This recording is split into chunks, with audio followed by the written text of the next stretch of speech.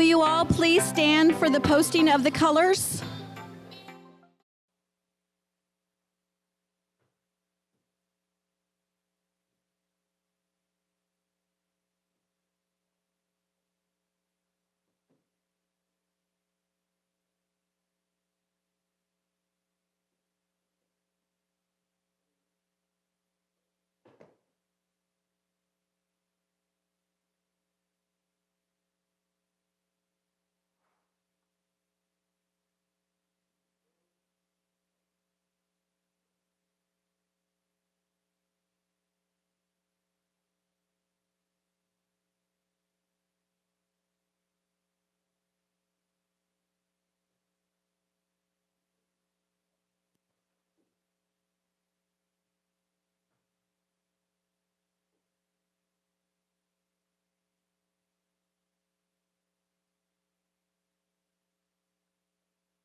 Oh, say, can you see by the dawn's early light what so proudly we hailed at the twilight's last gleaming, whose broad stripes and bright stars through the perilous fight o'er the ramparts we watched were so gallantly streaming, and the rocket's red glare, the bombs bursting in air, gave proof through the night that our flag was still there. Oh, say, does that star-spangled banner yet wave o'er the land of the free and the home of the brave?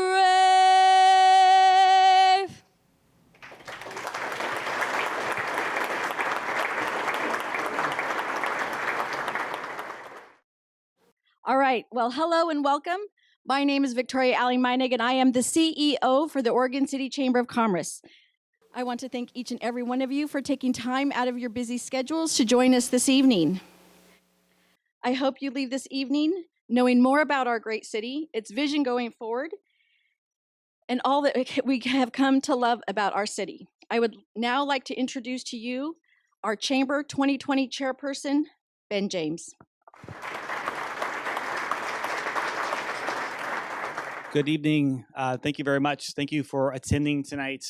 What a great crowd and what a great room we have here. The Tumwater is a special spot. So I get to introduce somebody tonight who deserves but certainly doesn't need an introduction. But just prior to that, I want to express my thankfulness for the Oregon City Chamber of Commerce. Since Elevate Wealth Advisors joined the Chamber about 4 years ago, we've experienced professional development. We've experienced business growth. We've experienced a fulfillment from serving our community with the Oregon City Chamber of Commerce. And those things have been good for us, and they've been good for our business. They've been good for our families, and they've been good for our communities. The Oregon City Chamber of Commerce is about bringing people together. It's about creating a unified voice for business. It's about providing opportunity and education for our community. We are stronger as a group than we are as individuals. We are excited to be key partners with the city, and we are very proud tonight to sponsor this event. So I'm very honored to introduce a man who is an entrepreneur, a real estate developer, a family man, a member of the Oregon City Chamber of Commerce, a former mayor of Oregon City, Mayor Dan. Wow, it's been a long time since I got an opportunity to give one of these speeches. Oh, I'm not the one giving the State of the City speech tonight. I forgot. I'm just doing some introductions. It's really a pleasure to be here. with all of you. Wow, this is a big crowd. Oregon City is growing, and it's a very, very special place for all of us that are here. And it does give me a great deal of pleasure, actually, to introduce Dan. At one time, Dan and I were adversaries. And, I don't know, enemies might be a little harsh, but that's okay. And actually, now we're friends. And I think it's a testimony to what you can do when you communicate with each other, and what you can do when you sit down and talk and listen to each other. And you can turn adversaries or enemies into friends. And we were able to do that. And so it's a real privilege to introduce Dan. You know, Dan, we all hear the things that we do, but, talk about involved. Dan's been on the school board. He's been the chair of the Carnegie Library Reuse. I mean, for years, we've trying to figure out what the heck are we going to do with Carnegie? Where are we going to move our library? Are we going to move our library? What if we do move our library? What happens to our library? I mean, it was just like, it was there, and it was stirring for years and years and years. And Dan chaired that committee and put a stake in the ground and said, we're going to keep our library here. And now look what we have. So awesome. He's also was a member of the Blue Ribbon Committee that solved another issue. What do we do with fire service? Clackamas Fire District 1, Oregon City Fire, all those discussions of that day. He was a member of that committee that brought those together, and now we have a great relationship with Clackamas County Fire District 1. So, city commissioner. As a city commissioner and a mayor, you get to serve on the South Fork Water Board. You also sit on the Urban Renewal District. So you're making all kinds of decisions that affect each and every one of us every day. Where we get our water and what happens with our city and how it develops. So, and then of course now he has the privilege of serving as our mayor. And I know that task. And that task isn't easy. You're dealing with people you see every day. It's not kind of like getting elected to Congress and you wave when you come back for luncheons and you go back to Congress. You're here every day taking the heat. And so I really know what that's like, and I applaud you for your service. Dan was born in California. We let him migrate to Oregon. Some of us were actually born in Oregon City. No. Dan served in the military. From 81 to 86, he served in Germany and South Korea. And, Dan brought really some pageantry and some remembrance and some reverence to our events, just like we witnessed today. And I think that shows a deep love of country and a respect for our military and our police and fire. It's awesome. Dan is a family man. 3 kids, Marie, Lauren, and Jesse. And so I asked Dan a few things like, let me get in, like, who are you really? He likes Tom Clancy novels, okay, for you Tom Clancy fans. And his favorite movie is Field of Dreams. And, if you build it, they will come. We've heard that a few times about even development within our community. Sometimes you take a risk. Like if you build something, sometimes you just know in your gut it's going to work. And that was kind of fun. And some of the favorite things that Dan likes to do is really helping make things happen. And, we all have our own style. We all have our way of getting things done. And Dan is one that likes to kind of get in the trenches and maybe to a fault. Maybe some people are like, you're too early on discussing those things with developers and business people. But he really does care. He really does want to make things happen. So I would say judge a man by his heart, first, and maybe let go some of those actions. But his heart is really there. And he really likes swearing in the new police officers. It was fun when I said, what do you really? I said, man, one of the best things I get to do is recognize those men and women who want to serve our community. So I said, what would surprise people if they knew it? And he goes, I'm really not a very social guy. He says, like these events, you probably see me out here just weaving and bobbing and shaking everybody's head. Dan's over here sitting at the table. Like, he doesn't really like being out there socially, which is interesting because you think all mayors are going to be really a extrovert, And I really like something he said at the very end of our talk we got together the other day. As he says, if you can't change your view based on your experience, it's pretty sad. And I think he was talking about us, because the experience that we had, we changed our view of each other, and it was pretty awesome. Anyway, my friend Dan Holladay. First, I wanted to thank Dan. It's true.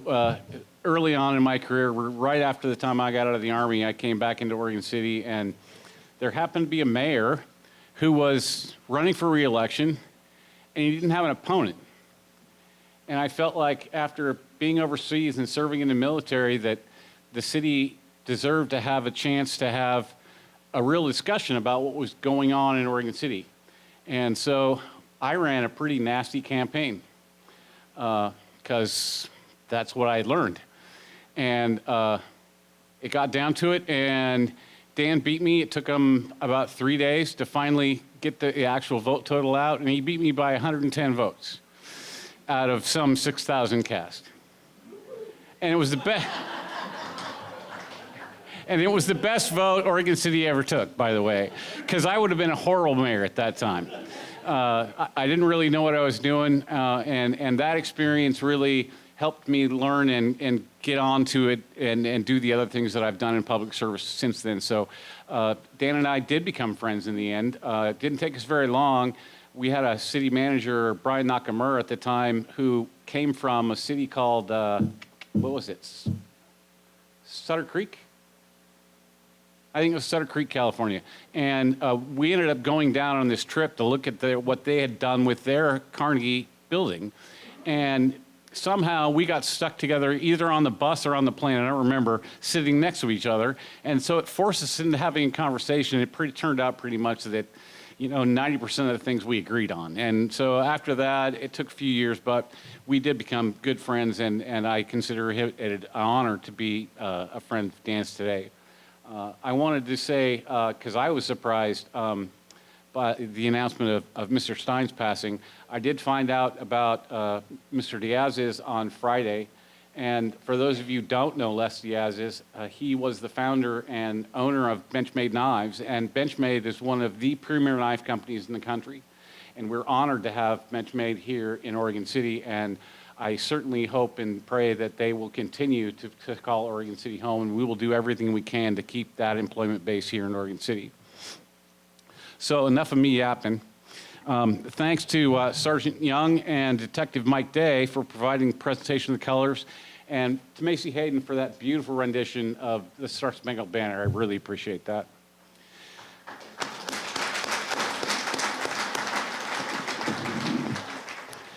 It's truly an honor to have all of you here tonight, and I'd like to begin by recognizing those who helped make this event possible.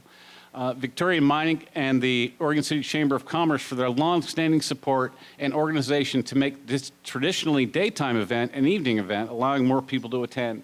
I had been trying to do this for 4 years, thinking that I wanted to be able to have regular citizens who work during the day to be able to come and hear the state of the city, and I'd been to other mayors' State of the City addresses, and a lot of them are transitioning either to evening events or to early morning events, and I'm not an early morning guy, so I chose evening. Thanks to Eric Underwood and PGE. Even though Eric went to the dark side, we look forward to still having a relationship with him. We have many public partners in the room. The Oregon City School District. Is Larry here somewhere? Say hi. Let's stand up, Larry. Larry Didway, Superintendent of Oregon City Schools. I saw Tim Cook, the President of Clackamas Community College. Thanks, Tim. Clackamas County Fire District 1 Chief. Where are you, sir? There you are. Do we have anybody from Metro? Oh, it's good because I'm going to be nasty to him later. Will my elected peers on the Oregon City Commission please stand? Commission President Rachel Isles Smith, Commissioners Commissioner Frank O'Donnell, Commissioner Rocky Smith, and is Commissioner McGriff is not here? So I want to recognize Commissioner McGriff. Thank you for your ongoing commitment to Oregon City. As volunteers, we make tremendous sacrifice of time away from our families to serve this great community. I know we are all very excited for 2020. I'd like to recognize our city staff department directors. If you'd hold your applause until the end, City Manager Tony Conkle, Chief of Police Jim Band, Finance Director Wyatt Parno, Director of Human Resources Patrick Foyles, Interim Director of Community Services Don Robertson, Library Director Greg Williams, Public Works Director John Lewis, and City Recorder Katie Riggs. Let's give them a round of applause.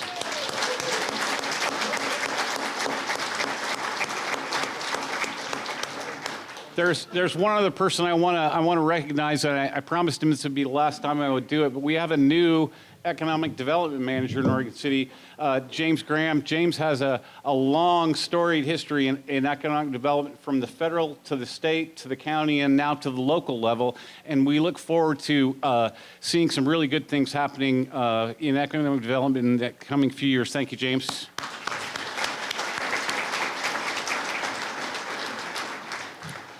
Oregon City staff implements an abundance of programs, projects, and events, and we are grateful for the leadership they provide, and I look forward to sharing some of our accomplishments with you today. Before I get to the city's accomplishments, I have a couple of things to say about some legislation coming out of the state and Metro. Metro has been looking at a referral to voters in May to raise $250 million a year to try to reduce homelessness. Unfortunately, they have not yet figured out exactly what the mechanism to raise that money would look like. Will it be a tax on business or a tax on folks earning $125,000 as an individual or $250,000 for a couple? Even worse, while they claim they have a large coalition of nonprofits that have developed this measure, there are no details on how the money would be spent and who would spend it. Please tell our Metro Council that before they ask for more money, they need to have a detailed plan on how that money will be spent. That's enough from the peanut gallery. As most of you know by now, the Republicans in the House and Senate have walked out to protest the attempt at passing cap-and-trade tax scheme that would do nothing to affect Oregon's carbon emissions, but what it would do is raise the cost of every source of energy. Gas taxes will go up dramatically, the cost to heat your home, the electricity that runs all the devices, large and small, that have become integral to our lives. All of these costs will go up. Worse, it is even more impactful to our rural communities who have to drive farther to get to work and school. Farmers, ranchers, and timber companies could be bankrupted by this ill-informed legislation, and if they do survive, they will have to raise their prices just to stay in business, which translates to higher prices for everything that we buy. Remember, if you bought it, a truck brought it. I'm here to report now that the state of Oregon City is strong. 2019 was a year full of milestones with many long-held ideas and projects put into action, such as the Molalles Streetscape Project, the Myers Road Extension, code amendment updates allowing for more of the missing middle housing, the Robert Libke Public Safety Facility, and the commemoration of our city's 175th year of incorporation. Congratulations to the Oregon City Downtown Association for your accomplishments in 2019. Exciting downtown events, more dynamic programming, and new businesses are adding to our vibrant city. This summer, the municipal elevator will be outfitted with a kiosk and visitor guide to direct tourists and visitors in and around our city.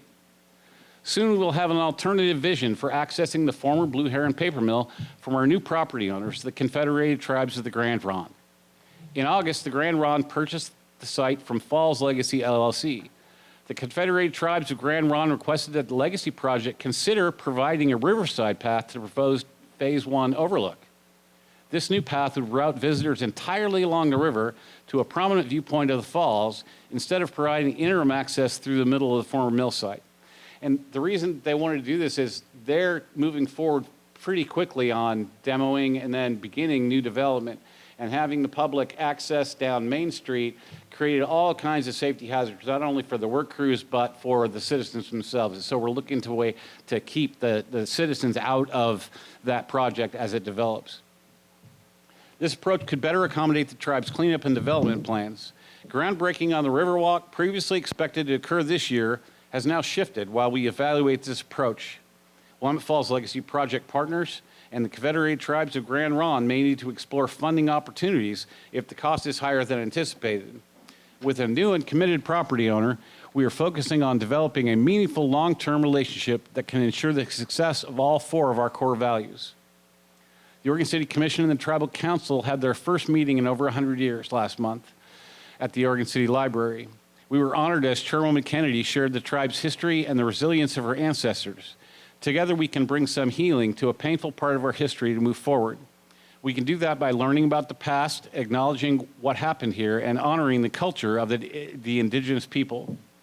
We're excited to have a property owner that is engaged and has dedicated time and resources toward the Riverwalk. We look forward to collaborating with them and our partners as the alternative approach to design progresses. We are all committed to seeing the Riverwalk become a reality. Do we have anybody from the tribe here today? I guess not. Okay. We are living up to our goal of enhancing the livability of a community by allowing more housing variety in Oregon City. The community worked hard to help guide zoning code changes, which removes barriers for the missing middle housing through the Equitable Housing Project. There were over 60 public meetings held that helped form amendments to the municipal code that will make it easier to create duplexes, triplexes, and accessory dwelling units while still maintaining the high standard of livability expected in Oregon City. The future of Oregon City is really bright.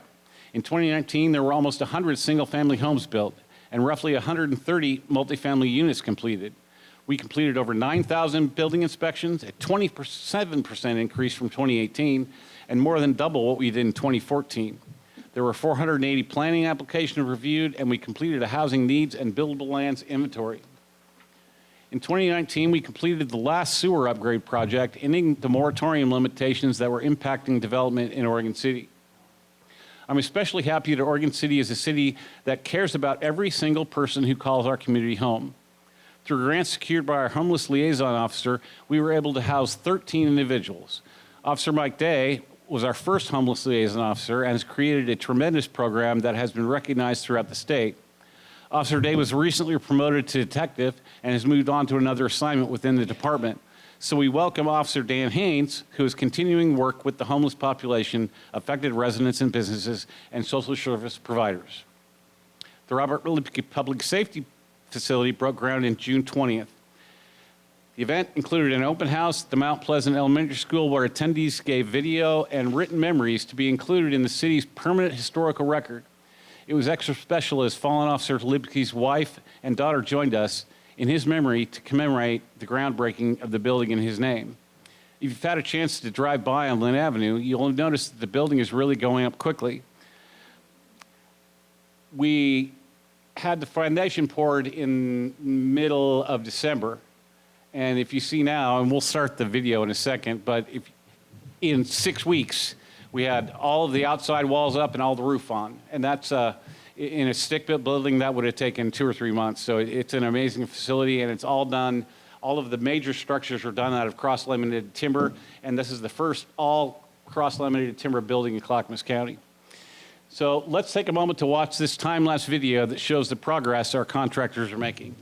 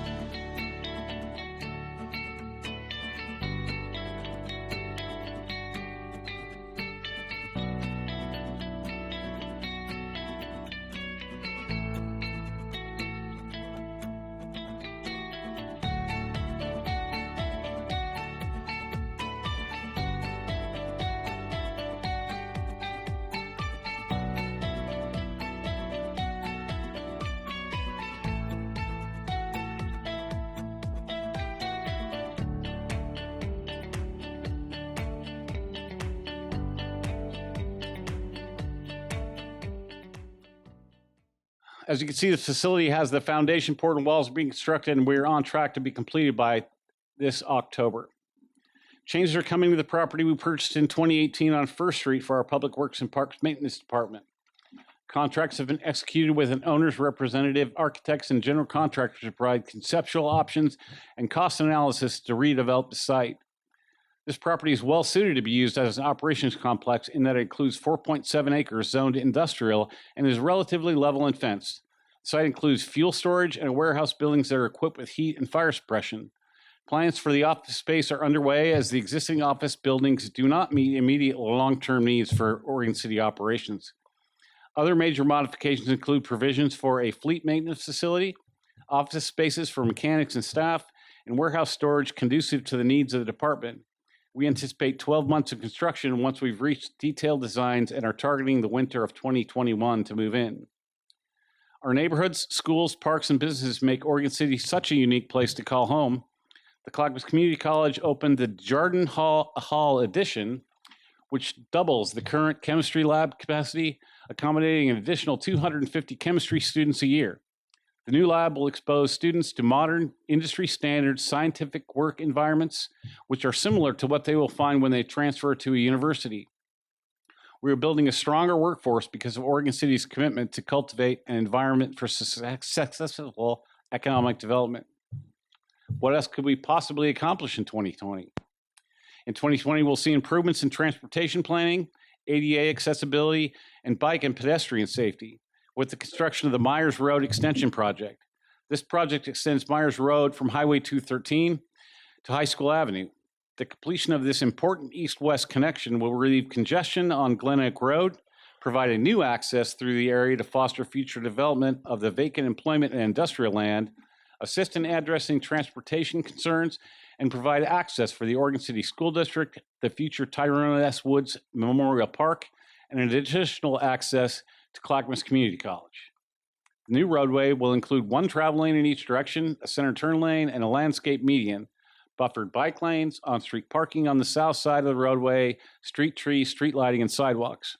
To make this new extension operate seamlessly, there will be an intersection improvements at Highway 213 and Myers Road, consisting of a new traffic signal, ADA-compliant curb wraps, removal of the existing concrete median, and construction of a southbound left turn lane.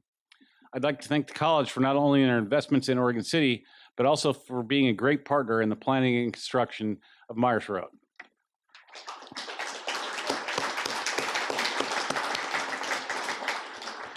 The second large street project that we are undertaking is the Malala Avenue Streetscape Project, which is nearing completion of the project design and property acquisition phase. This project remains on track for bid in spring of 2020. With some of the highest population and employment densities in Oregon City adjacent to the Malala Avenue corridor, this project will consist of reconstructing the roadway to make the corridor safer for people driving, biking, walking, and taking transit. The project will also include critical new and replacement water lines within the corridor in order to minimize future impacts to the roadway. Because this is in the center of our city and such an important transportation corridor, we know the impacts of construction will be difficult. As with any construction project, the pass-through traffic will find new routes and will alter driving habits. We will maintain access to businesses along the project corridor and want to emphasize and stress the importance of patronizing these businesses. We are creating message boards and reader boards to help communicate these businesses remain open. In 2020, with the help from the community, our Urban Renewal Commission will be undertaking the task of determining the future of the Urban Renewal District. Should urban renewal continue or not in Oregon City? If not, how do we close the district? And if it's to remain open, what should be our priorities? Another discussion the Urban Renewal Commission will be involved with is how to move forward with the Cove project. Unfortunately, developers we were working with were unable to perform, and we must decide what our next steps will be. In 2020, we will be updating the city's comprehensive plan, last updated in 2004. The comprehensive plan is made up of general goals and policies which are what we would like to strive for as a community and aim to protect and maintain the quality of life and social and economic vitality of Oregon City. There will be numerous opportunities for feedback and input as we look to you to share your thoughts of what Oregon City should look like 20 years from now. The comprehensive plan is implemented through city plans such as Parks Master Plans, the Transportation System Plan, concept plans for areas within the urban growth boundary, and codes such as the zoning code, which requires some types of developments to demonstrate compliance with the comprehensive plan. I'm glad that so many of you played a part at our successes, and I'm excited for what we will continue to achieve together. Please know that I appreciate your contributions very much. I'm thankful to all of you, my family, and the wonderful volunteers for your ongoing support that makes us all very proud of our city. And before I move on to this part, there's one person in the room that is my partner and friend and supports me in everything I do, Commissioner Betty Mum. Come on, stand up. At this time, I want to honor our 2019 Citizens of the Year. And this year I extended a little bit. There's so many groups and individuals that give so much to make Oregon City great. I've decided to recognize a few this year. Because it's so difficult to choose just one, please hold your applause until our honorees stand to be recognized. Our police chief, Jim Band, shared his vision to bronze the boots of fallen officer Robert Litsky to display at the new public safety facility.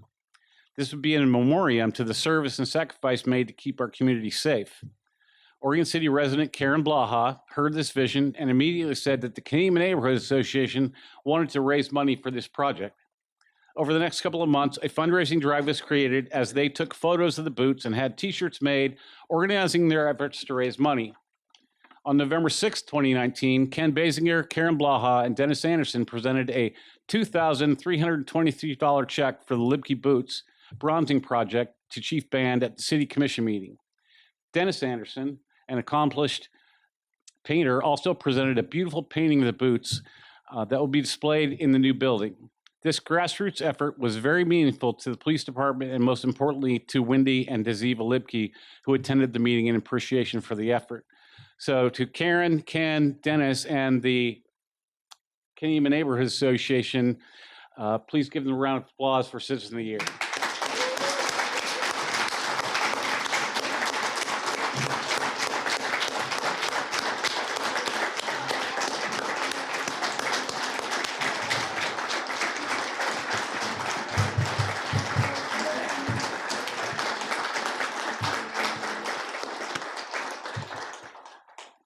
The next Citizen of the Year started the Oregon City Farmers Market and has grown this year-round market to include 79 individual vendors showcasing growers, farmers, ranchers, food artisans, breweries, cideries, distilleries, and crafters.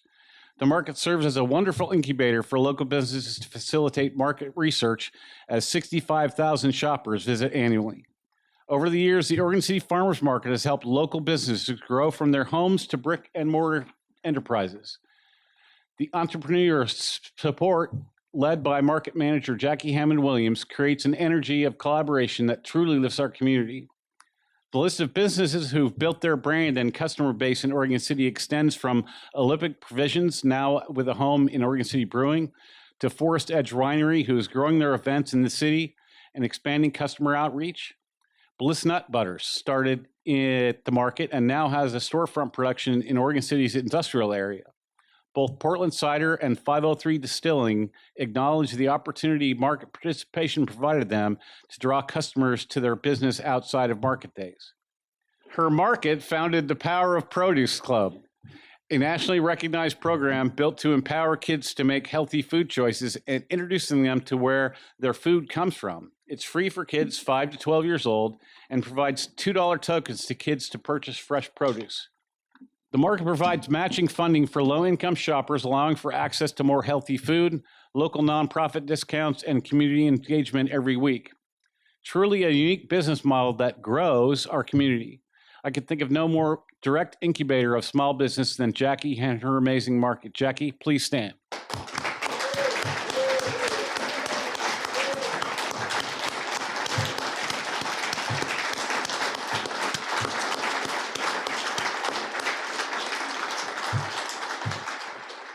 Now on to the Mayor's Honor Award.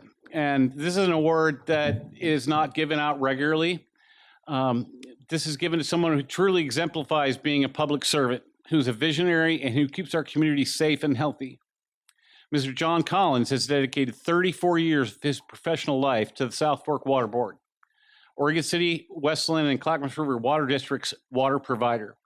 The past 16 years, he has served as general manager. Under his guidance, South Fork has become a debt-free utility with over $60 million in real estate assets. And I don't know how, if you look around and talk to cities or counties or special districts, I don't know that there's another debt-free utility in the state. So that deserves a round of applause all by itself.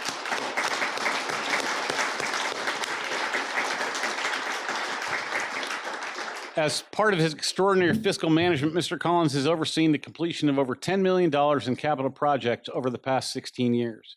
In September of 2019, a potentially catastrophic failure occurred in the sole transmission line that provides water to a large portion of the city of Oregon City. Mr. Collins responded immediately, mobilizing staff, engineering support, and the construction team within 1 hour. Operating on a critical timeline, the 30-inch transmission line was repaired in 14 hours, with no interruption of water service to our citizens.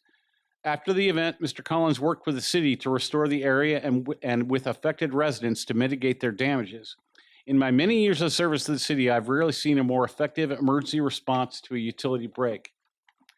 South Fork is compliant with the National Incident Management System and received grant funds to purchase an emergency water treatment trailer to provide water to residents in the event of a natural or regional disaster. In addition, South Fork recently accepted into the United States Geological Survey Shake Alert pilot testing program.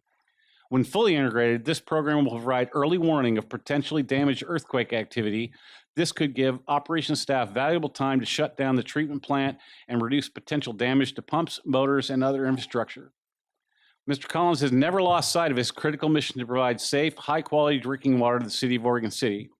In fact, in 2018, South Fork Water Board was awarded the Outstanding Performance Rating for Water Systems from the Oregon Health Authority Drinking Water Program.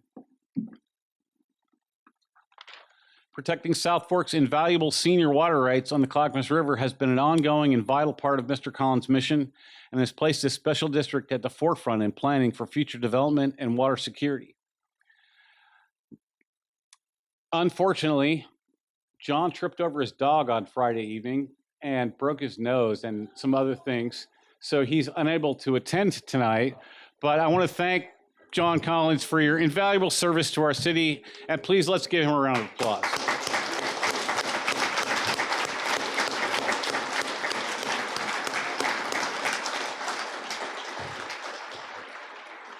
So at this time, I'd like to recognize an employee that has made significant contributions to the city.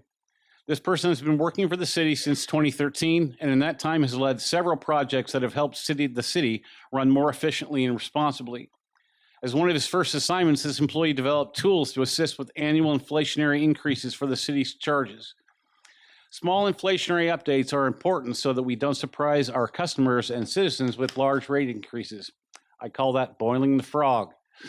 There is nothing more concerning to me than having to make a very large rate increase, especially since a lot of our citizens are on a fixed budget. He assisted the police department with the implementation of the Community Safety Advancement Fund that is paying for our new Robert Libke Public Safety Building. He also performed an analysis to hire additional police officers for our traffic safety team, which focuses on reducing our crash statistics and making our streets safer. Finally, he supported the Public Works Department with a project that increased wholesale revenue to our water fund by more than $200,000 annually, with no rate impact to our citizens.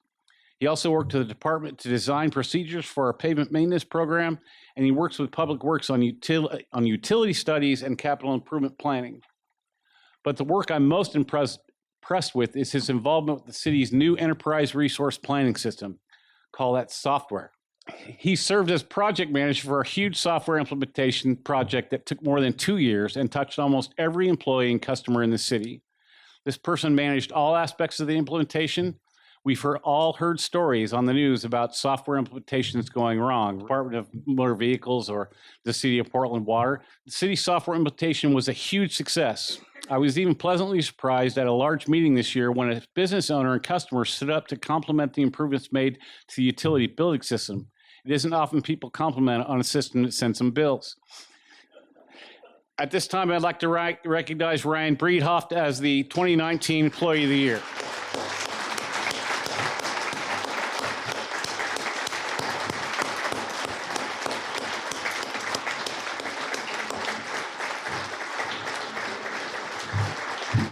Ryan is part of our outstanding finance team that has been the recipient of multiple budget and financial reporting awards and has done an amazing job for the city. Many community members may not know about our fantastic Geographic Information System program, accessed from the city's website.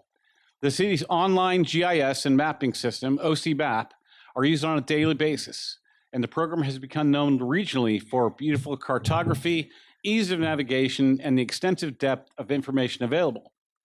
The person responsible for all this has been with the city for over 15 years and has created one of the leading dynamic mapping systems in the metro area and beyond. This person has created applications that provide access to hundreds of layers and 34 published apps. Even a short list of these is doing an injustice to the value they provide, but here are a few. Simple apps like, am I in or out of the city or neighborhood? Traffic count and crash statistics. Cool apps like photo comparison tools revealing multi-year regional change, historic resource story maps, parks and natural resources maps, apps that help employees do their job like utility, lights, pipe inspections, and leak detection apps, tax map, subdivision, plats, and as-built finders, public works asset integration and creation of mobile apps for data collection in the field, and apps that provide insight into finances, workflows, and public interest, housing types and their locations within the city, business licenses, development, and building permits. One of his projects in 2012 is to map the ADA accessible ramps in the city. The integration of GIS and permits deserves special mention. During last year's budget upgrade, our new finance and permitting process, this person became the link between having data and seeing data. He linked our finance, permits, and utility billing to GIS, enabling employees and citizens to see real-time the status of information directly related to the pocketbook. For the citizen, all this is available from the comfort of their own home. While most of this work takes place behind the scenes, its impact is highly visible and critical to display accurately. His work benefits everyone who works at, lives in, or visits Oregon City. He may be the only city employee who has literally run with the bulls at Pamplona. It is with great pride to announce the Employee of the Year also goes to Chris Dunlop. Mr. Dunlop, please stand up.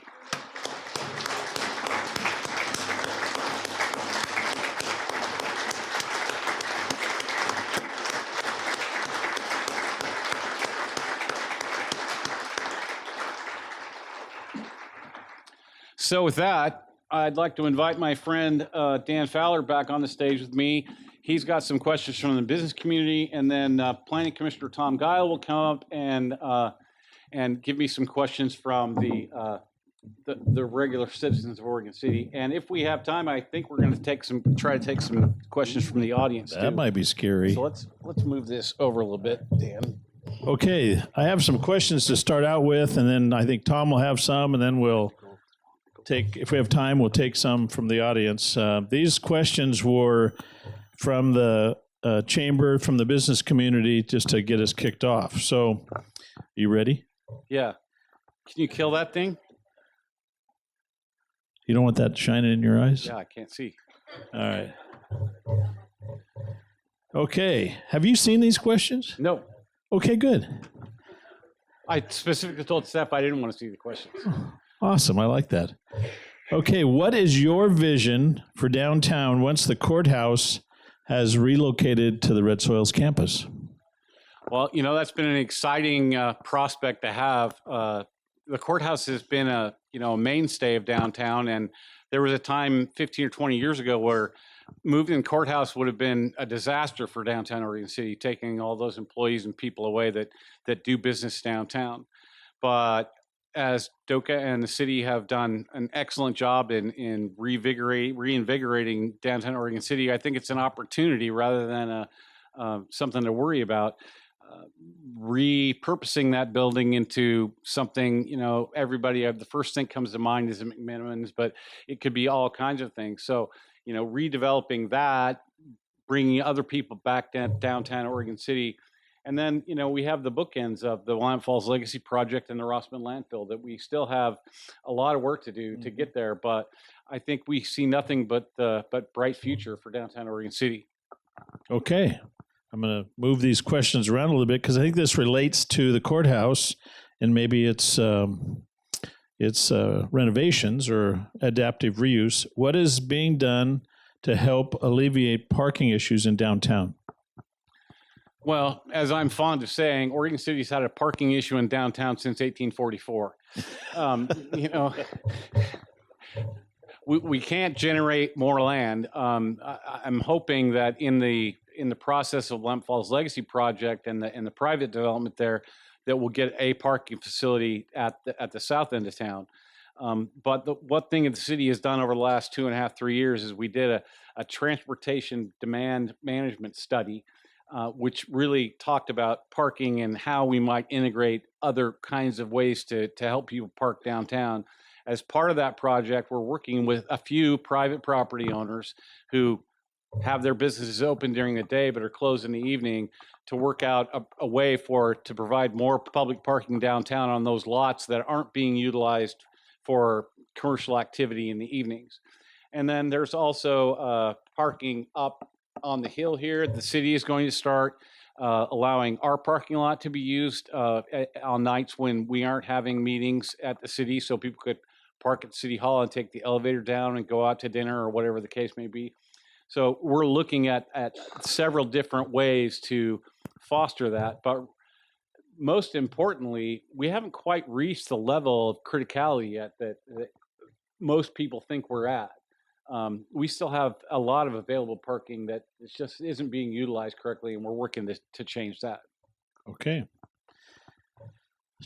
Now, I know you're doing an urban renewal study over the next 6 months or so, but this question is going to ask you to kind of like render your opinion early on.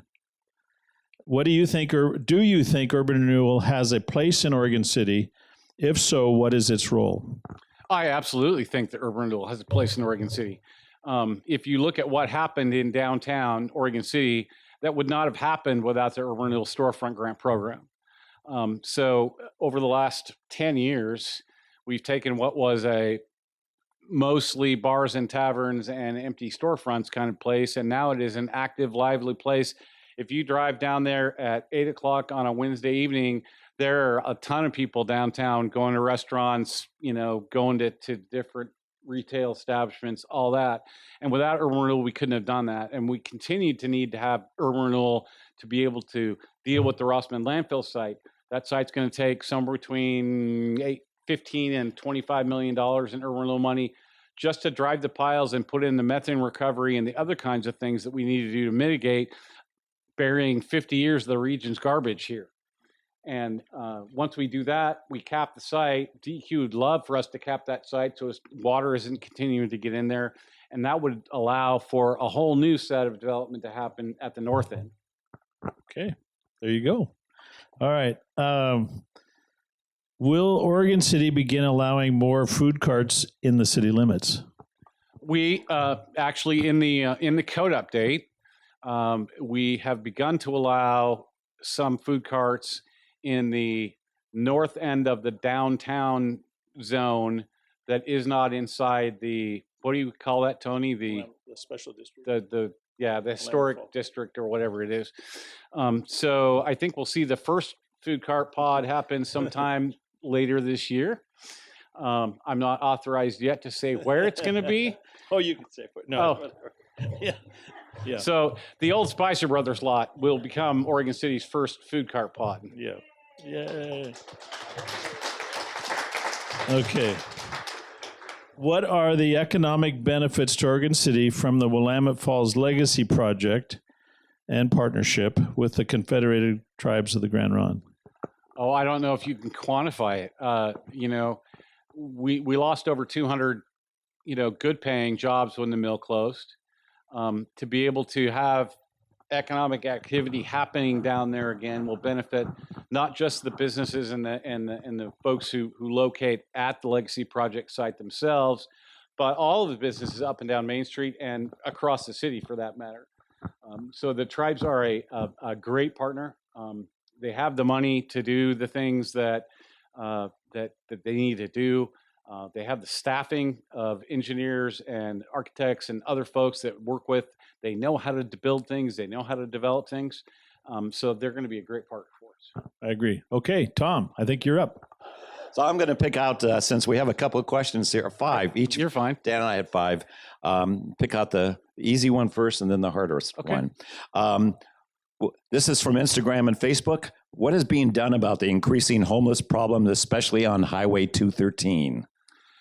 Well, as we said before, we have a homeless liaison officer who regularly goes out, checks on folks, tries to find them social services, tries to get them off the street the best we can. The area along 213, unfortunately, is not our property.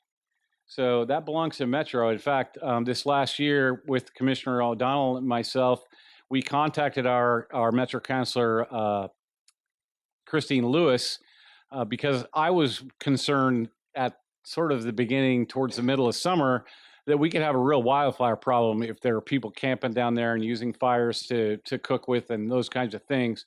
And to their credit, Metro responded with their parks police and other folks, and they went in and cleaned out that camp. But Oregon City doesn't have the resources or the manpower to regularly police those facilities. We posted the peninsula at the Cove as no trespassing and got some heat for it from some people in the community. But it still doesn't keep people. You'd have to put a fence all the way into the middle of the river to keep people out of there. So we do the best we can. This is a regional problem, a national problem. The biggest thing that we could do as a state would be to encourage our state legislatures and state government to reinvest in mental health and reinvest in places where we can take people to get them treated for especially mental health and addiction problems. And until the state works on that problem, this problem will probably continue to happen. Okay. I should have noted to begin with that these were taken from the general public, from our City Hall Facebook, Instagram, Twitter, and Nextdoor platforms. So that's where these came from. Another one. This is a little bit more intense for you, Mayor. Why did the mayor and the commissioners at the time feel it was okay to go behind the voters' backs and approve the subdivision by Wesley Lynn Park and give away public land to a private company? The voters twice voted it down, and yet our voices were not heard. Previous developers were able to draw up plot maps that included a roadway without encroaching on the public park.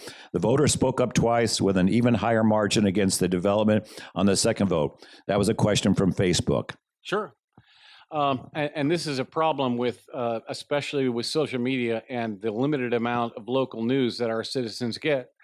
The fact is that that's an Icon development, right? That Icon had purchased the land several years before, and along with that land came an easement on the park property. And we bought the park property with that easement in place. So legally, we had to allow that street no matter what. And all Icon was trying to do was say, hey, we'll come in, we'll build a street that's 2 lanes wide with sidewalks and provide a stormwater retention facility and provide some parking for the park. And that was the deal we sent to the voters the first time. And it was, people said all kinds of things. They're taking parkland away, it should go to a vote because it's park property. But the fact is that the easement was the easement. It's a legal thing, and we couldn't stop it if we wanted to. So what we were trying to do with the votes was to get the folks to see that, hey, we're getting something from this developer that we're not going to get otherwise, that's going to improve our park and improve access to the park. The folks said no, so the development goes on the way they can legally proceed.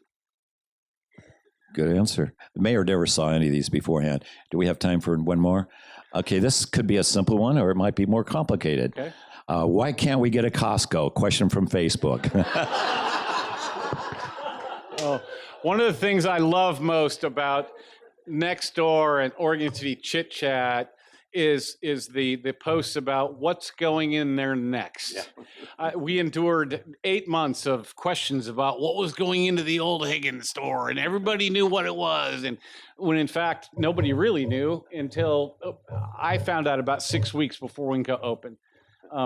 So with Costco, there's a specific set. I have met with Costco twice, and there's a specific set of things that they need to have. One is they need about 16 acres.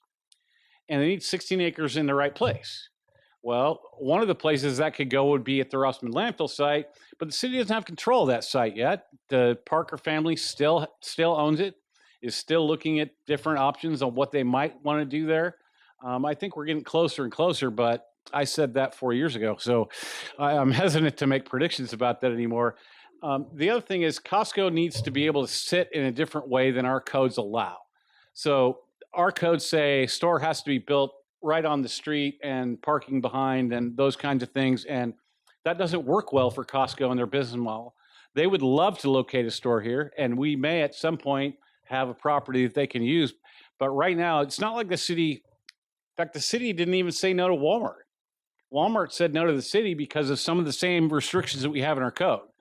So unlike what some people say on social media, the city fathers and mothers don't say, I don't like that store, so you can't move into Oregon City. We say, we're going to enforce the codes we have on the books. And if you can survive in that atmosphere and follow those codes, we welcome anyone who has a business in the city. Is that it? Okay. Just want to thank you, Mayor, for letting me be a Thank you. honor for being a part of your evening. We'll take any questions from the audience. I guess not. Okay, I guess Victoria asked me to wrap this up. So on behalf of the Oregon City Chamber and behalf of Dan and the city, thank you all for coming. Enjoy each other's company, but the evening is concluded. Thank you so much.